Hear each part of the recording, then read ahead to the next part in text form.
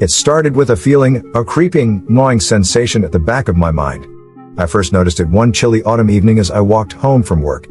The streets were unusually quiet, the usual bustle of the city replaced by an eerie stillness.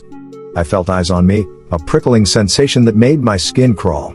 I glanced over my shoulder, but there was no one there. Just shadows. I shook it off, telling myself I was being paranoid, but the feeling persisted. Every day, the sensation of being watched grew stronger. I would catch glimpses of movement out of the corner of my eye, hear faint footsteps behind me, but whenever I turned around, there was nothing. No one. Sleep became a distant memory. I lay awake at night, listening to the silence, my heart pounding with every creak and groan of the old apartment building. I began to notice other things too, small, almost imperceptible changes.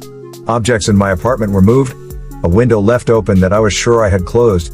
The paranoia gnawed at me, eating away at my sanity. One night, I woke to the sound of whispering. Soft, sibilant voices that seemed to come from everywhere and nowhere. I sat up, straining to hear, but the whisper stopped as abruptly as they had started. I was drenched in sweat, my heart racing.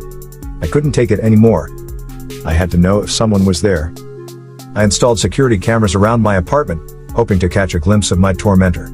Every morning, I would review the footage with trembling hands, but there was nothing. Just me alone, pacing the floors, muttering to myself. The emptiness of the recordings only heightened my fear. Was I losing my mind? One particularly dark night, I decided to confront my fear head-on. I sat in my living room, all the lights off, clutching a kitchen knife. I would stay awake, I told myself, and catch whoever, or whatever, was stalking me. Hours passed, and the apartment remained silent. Just as I was beginning to think I was truly alone, I heard it, a soft rustling, like fabric brushing against the wall. I leapt to my feet, heart hammering in my chest. "Who's there?" I shouted, my voice cracking. The rustling stopped, and in the oppressive silence that followed, I felt the weight of my own fear pressing down on me.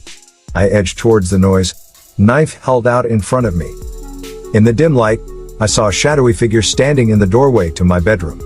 My breath caught in my throat. The figure didn't move, didn't speak. It just stood there, watching me. I couldn't take it anymore. I lunged forward, the knife slicing through the air, and hit nothing. The figure vanished, dissipating into the darkness like smoke. I stumbled back, my mind reeling. I was sure I had seen someone, something, but there was no one there. I sank to the floor, the knife clattering beside me. My thoughts were a tangled mess, a cacophony of fear and confusion. The next morning, I went to see a doctor. I told him everything, the feeling of being watched, the whispers, the shadowy figure. He listened patiently, then gently suggested I might be experiencing psychosis. He prescribed medication and recommended therapy. It's been a few months now. The medication helps, though the paranoia still lingers at the edges of my mind, waiting for a moment of weakness to creep back in. I still check the security footage, but now I know what I'll see, just me, alone in my apartment, fighting the ghosts of my own mind. The whispers have stopped, and the shadowy figure hasn't returned. But sometimes late at night, I still feel eyes on me, watching from the darkness. I tell myself it's just a remnant of my psychosis, a trick of my mind.